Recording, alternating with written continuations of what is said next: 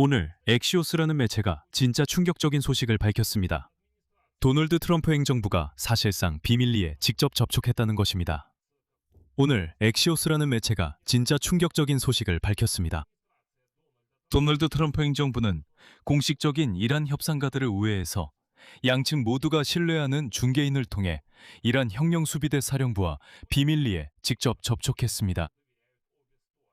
사실상 도널드 트럼프 팀은 이란의 군사 조직과 직접 협상에 나섰는데 미국이 보통 이런 식의 접촉을 하지 않고 이런 관행이 없다는 점에서 이례적인 일입니다. 하지만 중요한 점은 바로 그 비밀 접촉 이후에 양측이 결국 임시 휴전에 합의할 수 있었다는 것입니다. 이것이 미국과 이란 간의 상호 이해에 관한 양해각서 서명과 바로 그 60일간의 휴전 체결로 이어졌습니다. 그리고 이제 나중에 그 합의는 물론 무너졌고 이란은 계속해서 호르무즈 해협을 봉쇄했습니다. 그리고 이제는 오늘 이란군 총사령관 아미르 하타미가 이 지역에서 미군을 제거하거나 생포하는 사람에게 3만 달러의 보상을 주겠다고 발표하기에 이르렀습니다. 전체적으로 그 비밀 협상들이 결국 이런 결과를 낳고 있습니다. 한편 오늘 CNN은 도널드 트럼프가 이란에 제시한 요구사항 목록이 6개월간의 전쟁 끝에 급격히 줄어들었다고 보도했습니다. 이제 최우선 순위는 항복도 아니고 정권 교체도 아니며 심지어 핵 프로그램도 아닙니다. 오히려 석유 가격의 안정화와 최소한 부분적으로라도 호르무즈 해협을 개방하는 것이 최우선 과제가 되었습니다. 제 이름은 알렉세이 패치입니다. 함께 이 주제들에 대해 이야기해 봅시다.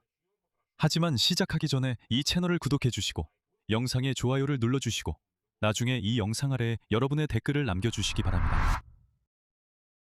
자, 오늘 엑시오스에서 보도한 도널드 트럼프 행정부의 가장 은밀한 뒷이야기 이야기부터 시작해 보겠습니다. 5월 중순, 전쟁을 종식시키기 위해 이란과 협상을 시도하던 미국 협상가들은 큰 문제에 부딪혔습니다.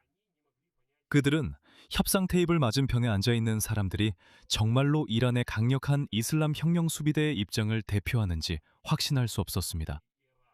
즉, 이란을 대표하는 것은 정치인들 뿐이라는 것이었습니다. 하지만 그들 중에는 실제로 결정을 내리고 이 지역의 미군 기지를 공격하거나 호르무즈 해협에서 선박을 침몰시키는 사람들이 없었습니다. 그리고 그때 트럼프 행정부의 관리들은 이례적인 조치를 취했습니다. 그들은 공식적인 이란 협상가들을 건너뛰고 직접 이슬람 혁명 수비대의 지도부와 접촉했습니다. 이 비공식 채널을 위해 선택된 인물은 네체르반 바르자니였습니다.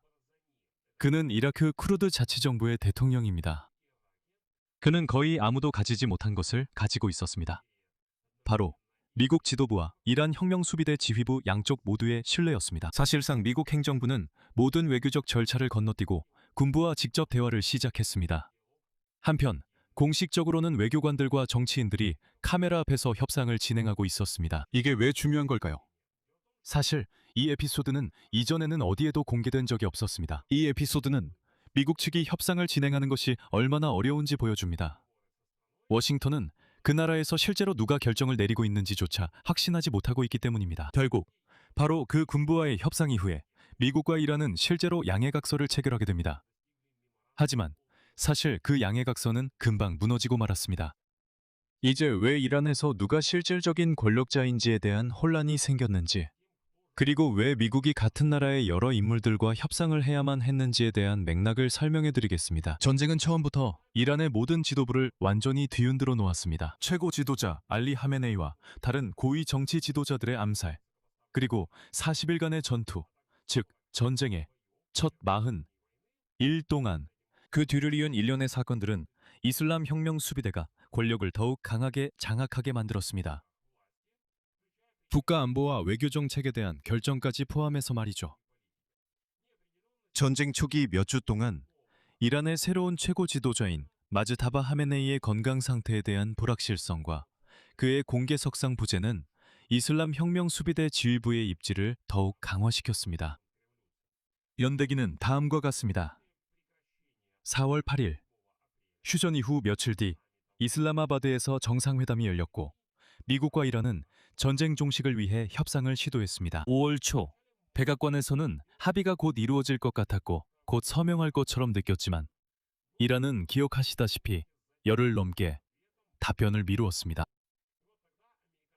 그때 미국 협상가들은 이란 협상가들, 즉 국회의장 모함마드 바기르 갈리바프와 외무장관 아바스 아락치가 실제로는 합의를 체결할 실질적인 권한이 없으며 그들의 결정은 결국 이슬람 혁명 수비대에 의해 무효화된다는 의심을 갖기 시작했습니다. 즉, 그들이 동의한 것처럼 보이지만 테헤란의 다른 사람들이 동의하는지는 확실하지 않다는 겁니다. 그래서 이런 의문이 생겼습니다. 아락치와 갈리바프와 대화하는 것이 과연 의미가 있는가? 그리고 바로 그때 5월 열흘쯤 당시 미국 국가정보국장이었던 툴시 가버드가 이라크에 있는 바르자니에게 직접 전화를 걸었습니다.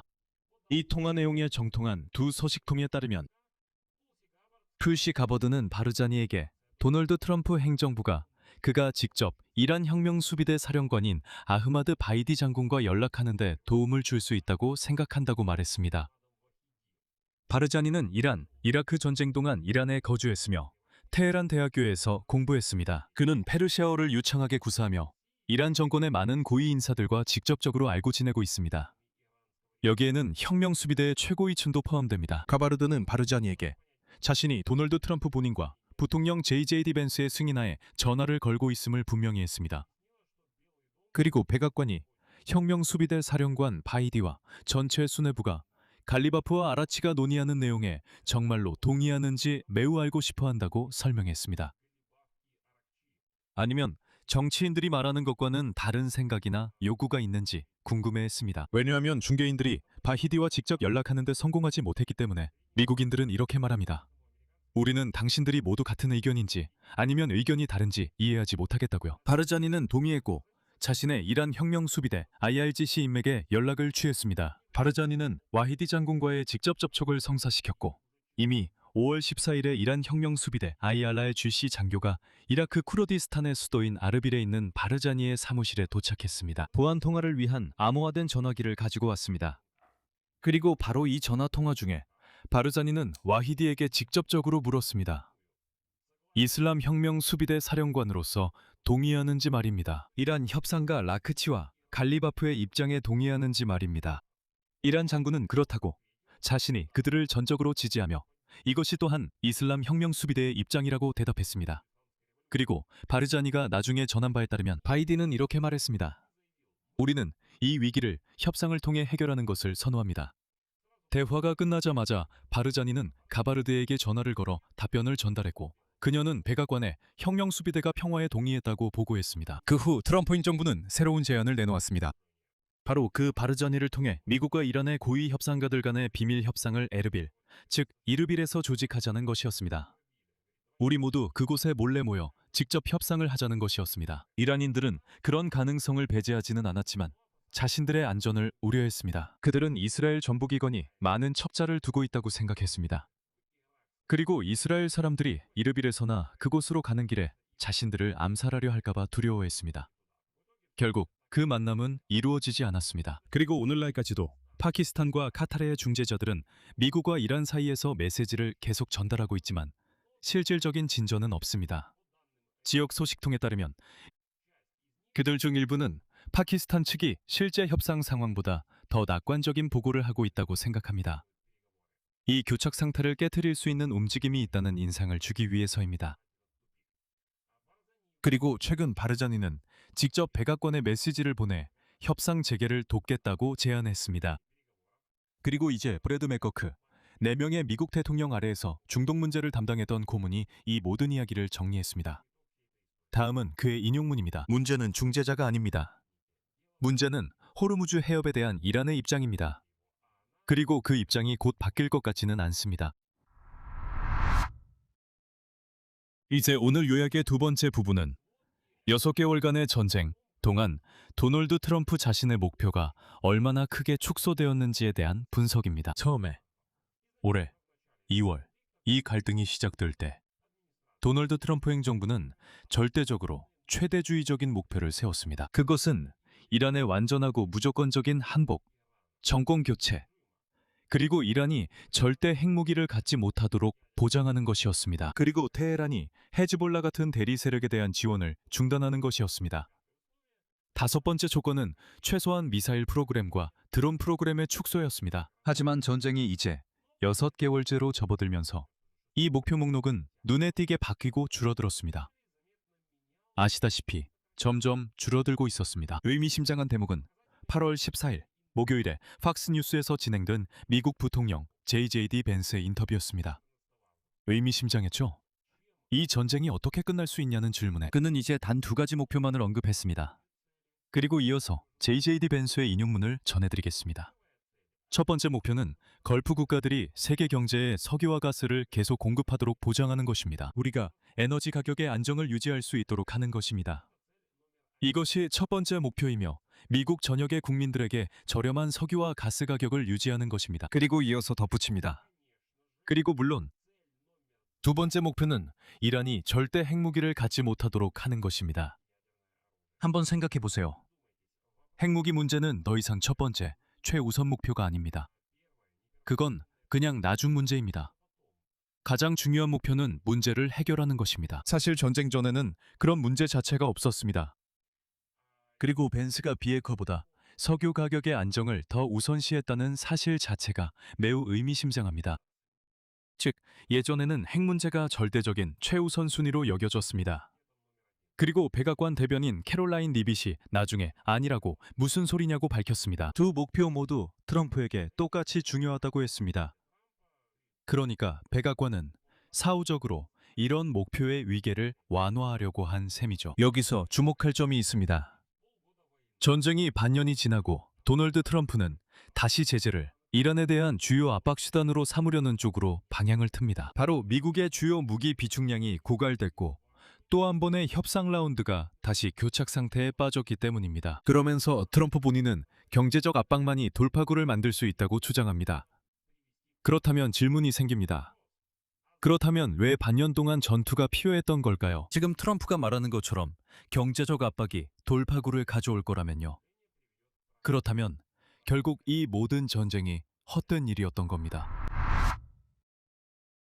결론적으로 한편으로는 미국이 이란 군사지휘부와 비밀 우회 연락망을 구축할 수밖에 없었습니다.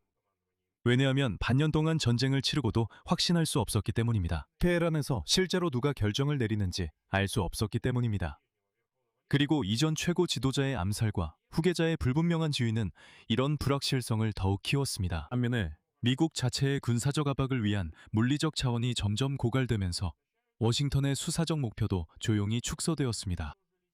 완전한 항복과 정권 교체에서 최소한 휘발유 가격의 안정과 새로운 공격이 아닌 제재를 통해 테헤란을 압박하려는 희망으로 목표가 바뀌었습니다. 그리고 결론은 아주 간단합니다. 워싱턴은 겉으로 보여주는 것보다 이 전쟁의 흐름을 훨씬 덜 확실하게 통제하고 있는 것처럼 보입니다. 여기서 말을 줄이겠습니다. 여러분의 의견과 결론을 이 영상 아래 댓글로 남겨주세요. 채널 구독과 알림 설정, 좋아요도 잊지 마세요. 오늘은 여기까지입니다. 건강 조심하시고 모두 안녕히 계세요.